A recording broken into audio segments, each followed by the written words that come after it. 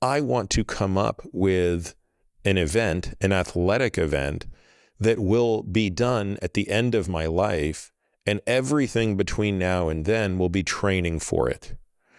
And so I just came up with this idea called the Centenarian Decathlon, not because it implies that one has to live to 100 to compete, or not even to imply that it has to have 10 events, but simply as a mental model to say, what are the most important activities, both activities of daily living and activities of performance that I want to be able to do at the end of my life? And how well can I define them? How well can I understand the physical traits that will be necessary to execute them? And then how much can I reverse from there or backcast from there what I need to be doing today to increase the probability of doing those things tomorrow to the highest level?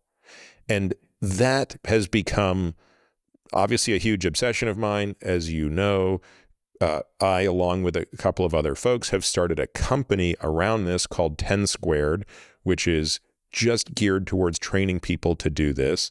And I think that it is, at least until someone shows me a better idea, the best model for how to train if your goal is not something very specific. So again, if you came to me and said, I know how much you love jiu-jitsu. If you're like, look, there's this tournament coming up in 6 months and I really want to compete for it, that's not the Centenarian Decathlon. That's a very specific type of training you need to be doing in jiu-jitsu to go and compete there. If, my wife is running the Boston Marathon next year and she wants to, run a certain time, she will have nothing to do with training her Centenarian Decathlon.